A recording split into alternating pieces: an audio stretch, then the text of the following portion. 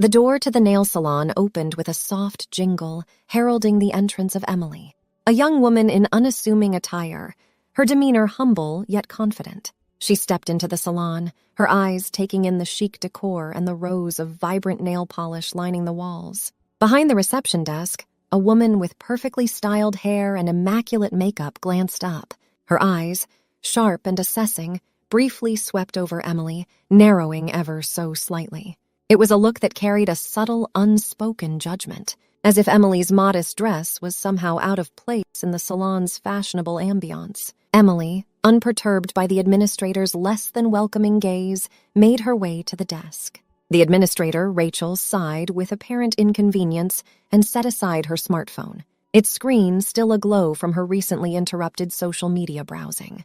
"Do you have an appointment?" she asked, her voice dripping with a tone that was more robotic than hospitable. Her fingers danced over the register, not really expecting to find Emily's name. The salon was relatively quiet, the hum of conversation from the few customers mingling with the soft background music. It was clear from the sparsely filled appointment book that the day was not particularly busy. Rachel seemed to size up Emily, assuming, perhaps because of her simple clothing, that Emily couldn't have afforded the services anyways. "Do you work exclusively by appointment?" Emily inquired politely, her gaze drifting to an unoccupied nail station, its chair invitingly empty. Rachel, now leaning back in her chair with an air of superiority, responded with a hint of condescension. "Today we're a bit understaffed. Only 2 technicians are in, and as you can see," she gestured languidly towards the occupied stations, "they're quite busy. We might squeeze you in if you don't mind waiting, but I can't make any promises." Emily's eyes followed Rachel's gesture, noting that one of the technicians was just finishing up with a client. The scene suggested that her wait might not be as long as implied. Sensing an opportunity, she decided to stay. "I'll wait, thank you," Emily replied, her tone firm yet polite, choosing to overlook Rachel's thinly veiled arrogance. As Emily took a seat in the waiting area, Rachel watched her with a faintly amused expression, as if the idea of someone like Emily waiting for a last-minute slot was somehow amusing or out of the ordinary. Rachel, after casting a dismissive glance at Emily, swiftly turned her attention back to her phone. Her disinterest was palpable, leaving Emily to find her way to a plush sofa on her own. As she settled into the soft cushions, Emily caught another fleeting look of displeasure from Rachel, a look that seemed to say she didn't quite belong. Emily offered a small, resilient smile in response, determined not to let the cold reception dampen her spirits. She was here for a bit of pampering, and she wasn't about to let Rachel's attitude rob her of that pleasure. As the nail technician finished up her work, the salon's atmosphere shifted almost palpably. Rachel, previously so aloof and disengaged, suddenly became the epitome of charm and warmth. She approached the elegantly dressed client, her voice honeyed and her smile bright. "Miss Harrington, your nails look absolutely stunning as always," Rachel exclaimed, her eyes sparkling with the practiced adoration. "The color choice is just perfect for you." The client, Ms. Harrington, a picture of poise and grace, glanced at her freshly manicured nails and beamed. "Thank you, dear. I always trust your team to make the best suggestions. You never disappoint." "Oh, it's our pleasure entirely," Rachel replied, her tone effusive. "We strive to provide the best service to our esteemed clients. It's always a delight to see you here." Ms. Harrington, retrieving her purse, pulled out a few bills, placing them on the counter with a gentle smile. "Well, the service today was exceptional. Keep up the good work." Rachel's eyes lit up at the sight of the generous tip. "Thank you so much, Ms. Harrington. We truly appreciate your kindness and patronage. I hope we'll be seeing you again soon."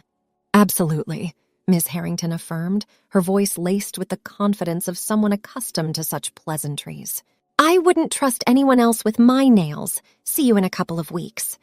With a final exchange of pleasantries, Ms. Harrington gracefully exited the salon, leaving Rachel momentarily basking in the glow of the successful interaction. As the door closed behind Ms. Harrington, Rachel's smile faded, her attention quickly diverting back to her phone. The mask of hospitality dropped as swiftly as it had been donned. Another 10 minutes ticked by as the second technician finished up. Typically, the conclusion of a service would be the cue for Rachel to attend to the next client, to offer a warm welcome or perhaps assist with a coat.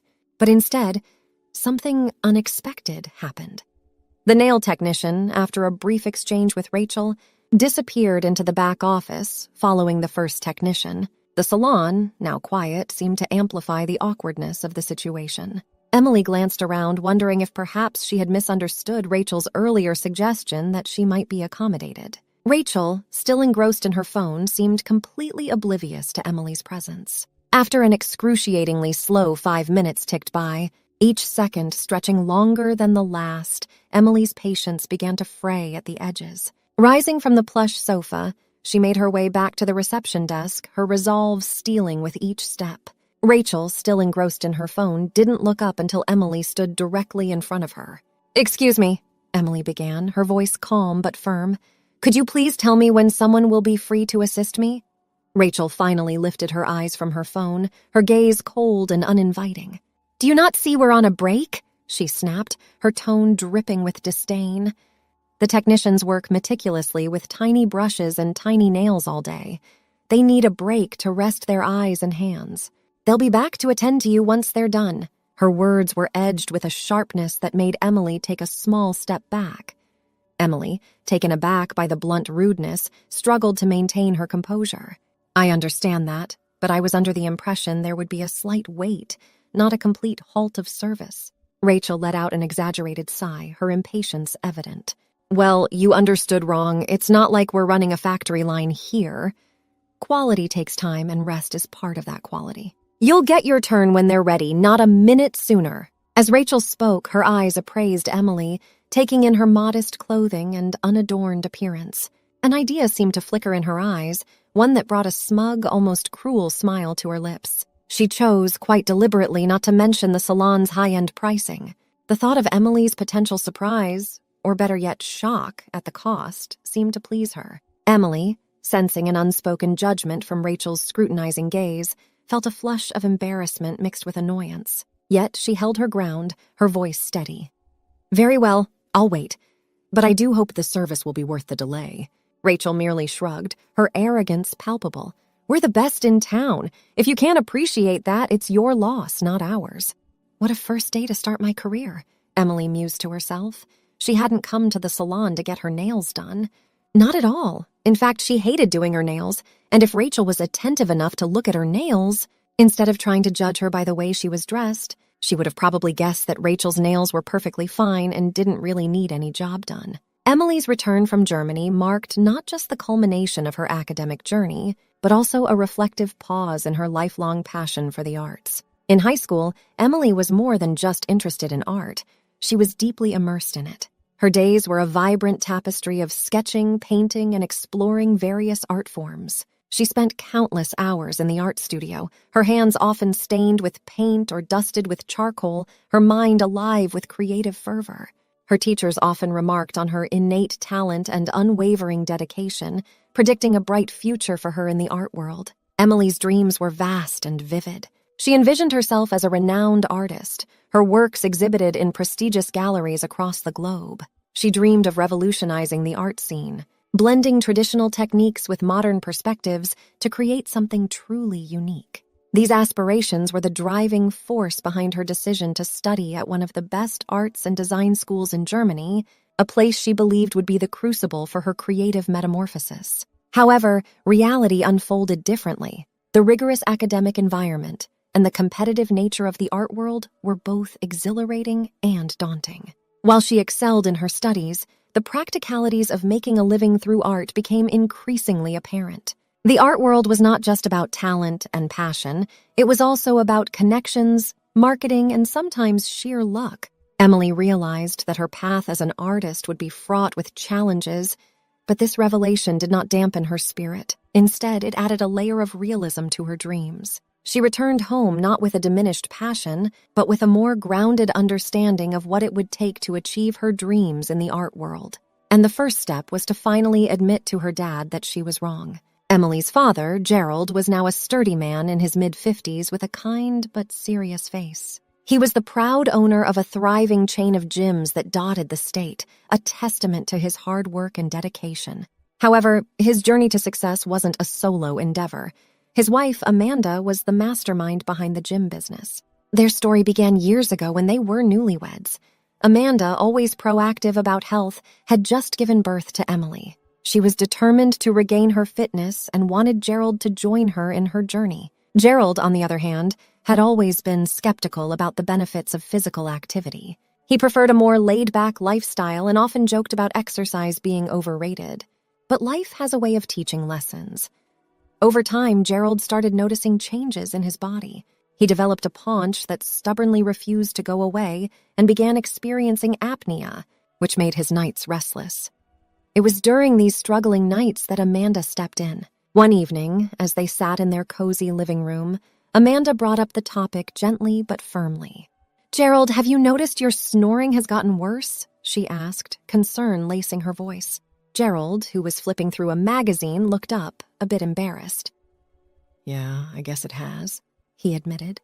"It's not just the snoring," Amanda continued, her hand reaching out to his.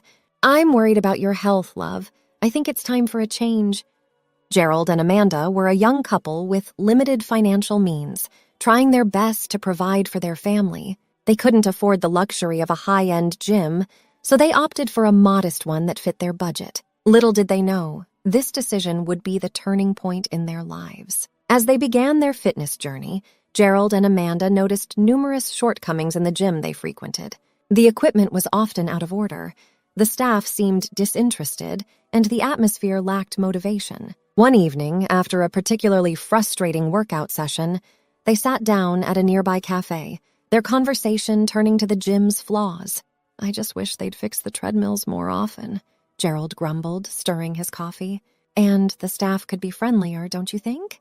Amanda added, her brow furrowed in thought. "It's like they don't even care." As they listed one issue after another, a spark of realization dawned on them. "Why don't we do something about it?" Amanda suddenly said, her eyes bright with an idea. "We could offer to manage the gym, make it better." Gerald, surprised, pondered the idea. "Do you think the owner would go for that?" They decided to approach the gym owner with their proposal. To their surprise, the owner, a man more interested in the building's rental income than the gym's performance, welcomed their offer. He was content as long as the gym made some money and didn't cause any trouble. Gerald and Amanda eagerly took over the day-to-day operations, injecting new life into the gym. They repaired equipment, hired enthusiastic staff, and created a welcoming environment. Their efforts paid off, and the gym's popularity soared. However, as they worked, a new dream took root in their hearts. They wanted to create a space that truly reflected their vision of what a gym should be. This desire led them to the bold decision to start their own brand. With determination and a clear vision, they launched their first gym. It was a modest start, but their passion and commitment were anything but. This was the beginning of what would become a successful chain of gyms, a legacy of their hard work and dedication to improving the lives of others through fitness. 15 years flew by, and their small gym venture had blossomed into a vast empire with over 150 gyms spread across the state.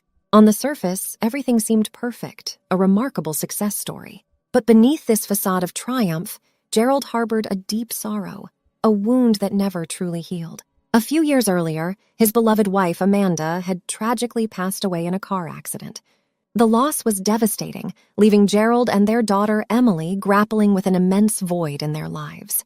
One evening, Gerald sat in his study, surrounded by the trophies and accolades his gyms had earned. He looked at a photo of Amanda on his desk, a reminder of happier times. Emily, now a young woman, quietly entered the room. She noticed her father's somber expression and walked over, placing a gentle hand on his shoulder.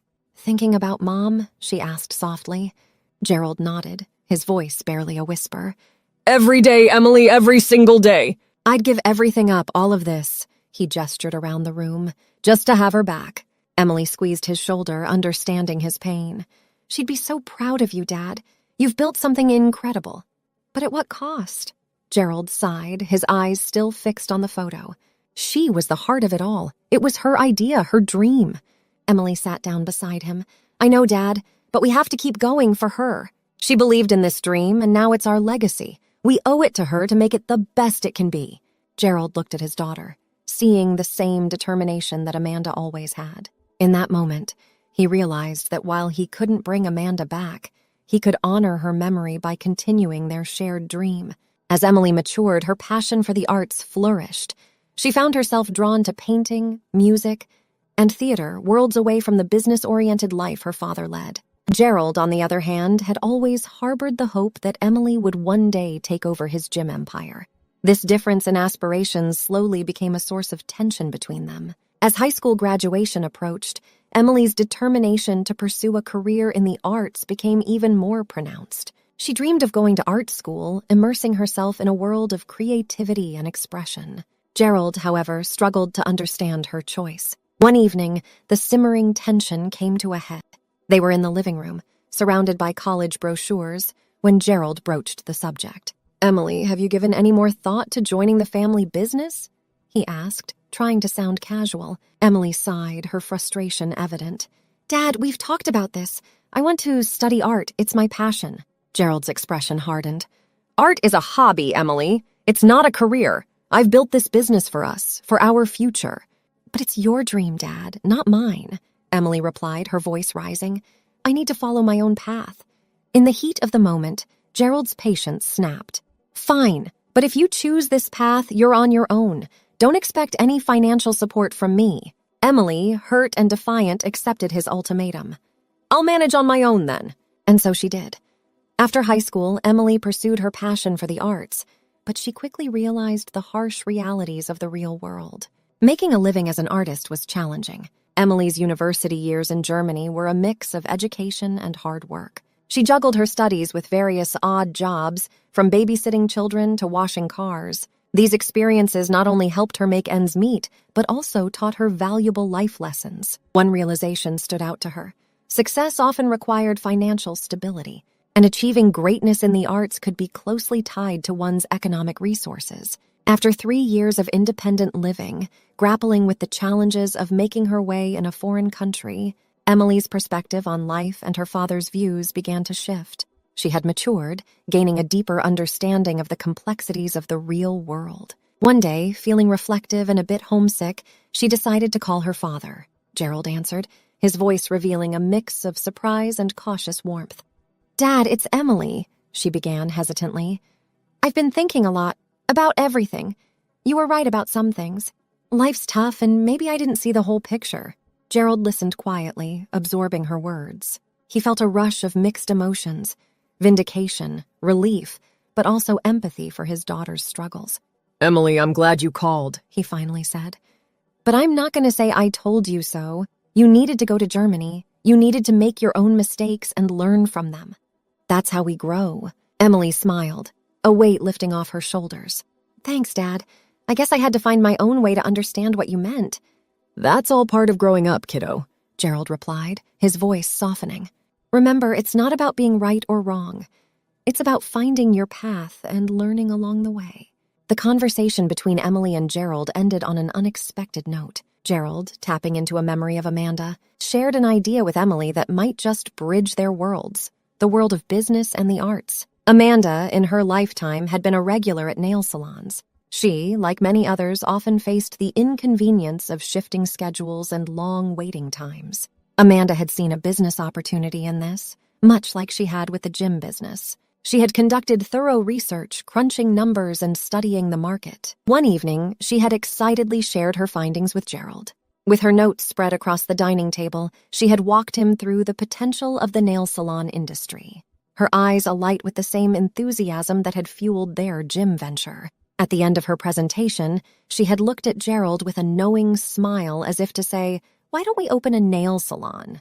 Amanda's untimely passing meant she would never witness the realization of her vision for the nail salon. Gerald, carrying the weight of his wife's unfulfilled dream, made it his mission to bring her idea to life. He poured his heart into starting the nail salon, seeing it as a way to honor Amanda's memory and keep a part of her alive. However, in recent times, the nail salon had faced challenges. Business was not as brisk as it once had been, and there were operational issues that needed a fresh perspective. Gerald saw this not only as a chance to revive the salon, but also as an ideal opportunity for Emily to gain practical business experience. When Gerald proposed the idea to Emily, she was initially hesitant, aware of her lack of business expertise.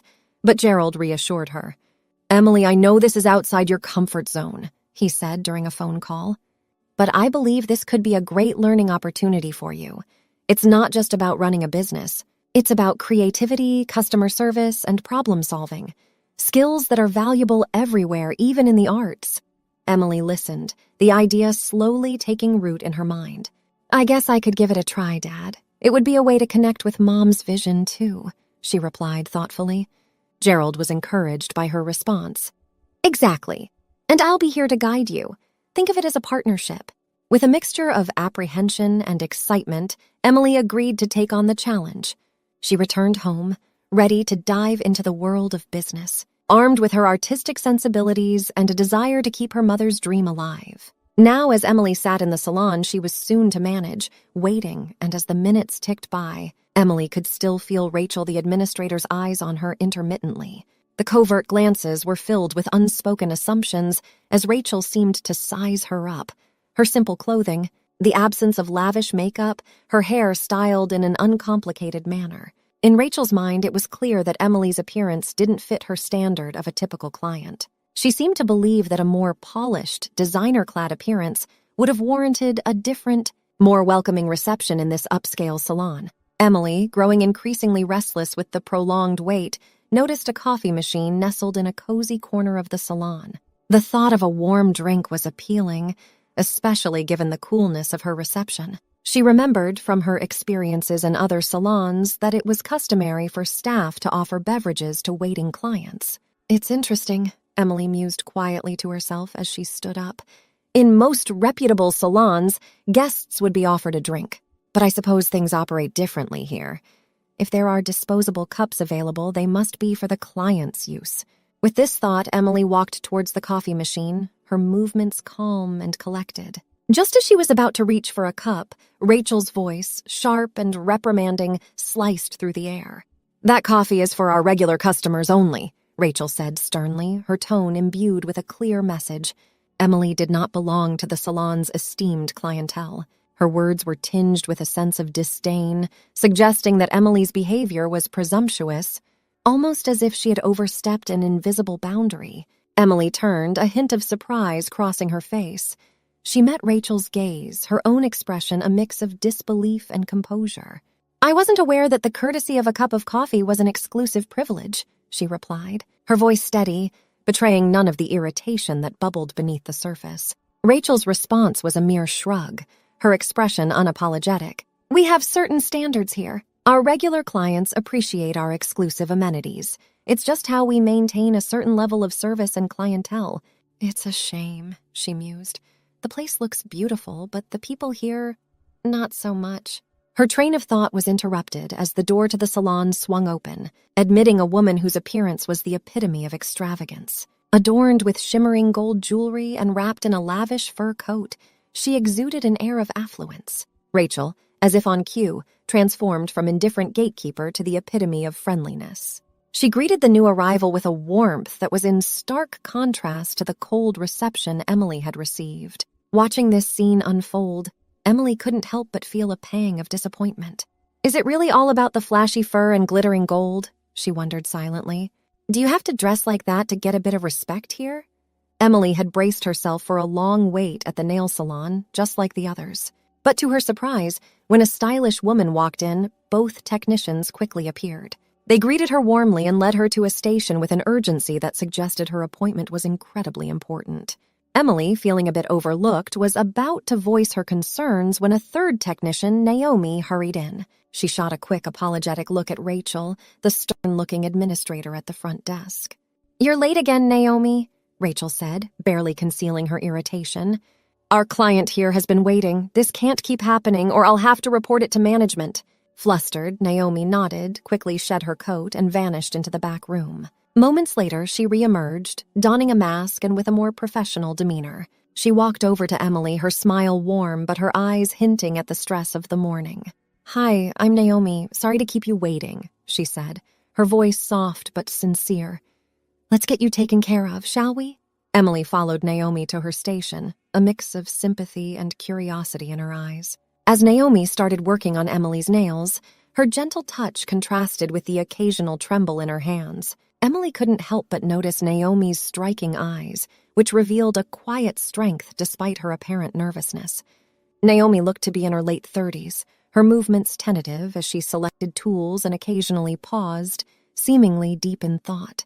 It was clear to Emily that Naomi was new to this, her hands and choices betraying her inexperience. "First week on the job?" Emily asked, trying to sound casual. Naomi looked up, a bit surprised, then smiled. "Is it that obvious?" she responded, a hint of embarrassment in her laugh. Emily and Naomi's conversation flowed naturally, touching upon Naomi's reasons for becoming a nail technician. Naomi shared that she had learned the skills online, a fact that intrigued Emily. Recently relocated to the city, Naomi had been job hunting when she stumbled upon the salon's advertisement. It was a chance encounter that led her here. As they chatted, Rachel, from her desk, couldn't help but overhear their conversation. With a sharp tone, she called out, "Naomi, could you step back here for a moment?" Naomi excused herself and walked to the back office. There, Rachel confronted her with a stern expression. "Are you trying to earn tips from the client?" she asked. Before Naomi could respond, Rachel continued, "If so, you'll need to try harder. For the first 2 months, your tips go to the salon. It's our policy to ensure commitment and retention." Naomi returned to Emily, her face a mix of disappointment and frustration, clearly affected by the exchange with Rachel. Emily noticed the change in Naomi's demeanor and felt a pang of sympathy for her. "Everything okay?" Emily asked gently, sensing Naomi's discomfort. Naomi forced a smile. "Just salon policies," she replied, trying to sound upbeat. "Let's focus on making your nails look fabulous." Emily noticed Naomi's hands trembling and smiled reassuringly. "Your hands are shaking," she said gently. Naomi paused, removing her mask to reveal a weary expression. "I really need this job," she admitted. "I'm done with tough physical work." Curious, Emily asked her to share more. Naomi's story began with her caring for her grandmother, the only family she had known. Naomi didn't know her parents. Her grandmother had raised her. As Naomi grew older, her grandmother fell ill, needing constant care. Naomi spent her years after her teens devoted to her grandmother, working odd jobs, unable to pursue college. "All I had was the internet for learning," Naomi said. "I took free online courses to learn anything I could." Emily felt a pang of sympathy hearing Naomi's struggles. "But I do like it here," Naomi added with a hint of optimism. "I'm picking things up quickly." She leaned closer to Emily, her voice dropping to a whisper. "I just don't agree with how they manage things. There's a lot happening behind the scenes. I doubt even the owners are aware." Rachel, busy with her phone, perked up as a man walked in. She greeted him with a big smile. Naomi whispered to Emily, "That's the owner." Emily, not facing the door, didn't realize at first that the man was her father, Gerald. Gerald looked around, a bit lost, until he saw Emily and grinned. "So you're trying out the service yourself?" he asked playfully. Emily turned, her smile widening as she recognized him. They shared a warm hug. "How do you like it?" Gerald inquired. Emily responded, "Well, there's certainly some room for improvement." A staff member whispered to Rachel, "That's Mr. Anthony's daughter? Expected someone more high maintenance." The salon fell into a stunned hush. The employees stared in shock, and Rachel turned white as realization dawned. Rachel quickly approached Naomi. "Make sure Emily gets the best service," she said hurriedly, then decided to have another technician take over. Turning to Gerald, Rachel's tone changed to one of sugary sweetness. "Mr. Anthony, what a delight to have you visit us," she cooed. Emily watched as Rachel's expression shifted to one of remorse and apology when she turned to address her. "Emily, I hope you're enjoying your visit. I've asked Naomi to step aside." "Our top technician will take care of you now," Rachel said, her voice dripping with contrition. Gerald, observing the scene, couldn't help but comment, "Seems like you've got a good handle on things here." "Yes, Emily caught us a bit by surprise," Rachel replied with an overdone smile. Emily was taken aback by Rachel's sudden change in demeanor upon learning her identity. She felt a sense of responsibility. "Rachel, I'm quite shocked," Emily said firmly. "I didn't plan on firing anyone today, but it seems I have no choice. You're dismissed." Gerald looked perplexed, not fully grasping the situation. He glanced at Emily, his expression asking if she was sure about her decision. "Yes, Dad," Emily confirmed. "We can't have someone who judges and treats people based on their appearance or wealth. That's not acceptable here." Emily was new to the business world, but she was determined to take her father's assignment seriously. She decided to first understand the salon's operations from the inside. Her observations had already proved to be valuable. Emily was troubled by the way the administrator treated some clients, especially in a high-end salon where expectations were naturally higher. This isn't just any salon, Emily thought. With the prices we charge, every client should at least be offered a simple cup of coffee. Rachel was dismissed immediately. Emily, with a contemplative look, turned towards Naomi. "Naomi, how would you feel about helping me manage this salon?" Emily inquired, her voice steady but encouraging. Naomi's eyes widened, a mix of surprise and disbelief washing over her face. A chill of excitement tinged with nervousness ran down her spine. This was an opportunity she hadn't anticipated. Emily smiled reassuringly. "I've seen your dedication and how quickly you're learning. I believe you have what it takes. Think of it as growing together with the salon." Naomi was astounded by the turn of events. It had only been a few days since she began her job at the salon, and now she was being offered a chance to help manage it. "This is unbelievable," Naomi murmured to herself, still processing the rapid change in her fortunes. "A few days ago, I was just hoping to fit in and do a good job." Emily noticed Naomi's astonishment and offered a comforting smile. "I know it's a lot to take in, but I've seen your work ethic and your way with people. You're exactly what this salon needs." Naomi took a deep breath, trying to steady her racing thoughts. "I'll give it my all," she finally said, her voice firm with resolve. "I might be new, but I'm ready to learn and make a difference here." With that, a new chapter began at the salon. Naomi's fresh energy and enthusiasm, combined with Emily's experience and guidance, started to bring positive changes. Clients appreciated the warm, welcoming atmosphere, and the staff felt more motivated and valued. The salon's staff, particularly the hairstylists, saw some changes too. Despite these shifts, the salon's popularity soared, and more clients started coming in. Most importantly, the salon became a welcoming place for everyone, regardless of their attire, not just those in expensive fur coats. The salon expanded, and its reputation for quality service attracted more clients. Everyone seemed content, but Emily noticed something odd. Her father, Gerald, began visiting more frequently than usual. It puzzled her, until one day she saw him dropping off Naomi at the salon. Emily couldn't help but smile at this revelation. She had always known her father to be deeply devoted to her late mother, Amanda. But Naomi, with her genuine kindness and warm approach to everyone, seemed to have a unique impact on Gerald. "Dad's been coming by more often, hasn't he?" Emily casually mentioned to Naomi one day as they were closing up. Naomi blushed slightly, nodding. "Yes, he's been very supportive," she said, her voice tinged with a mix of gratitude and surprise. "I think he sees how much you've helped turn this place around," Emily said, placing a reassuring hand on Naomi's shoulder. "And maybe he's found a new friend in you."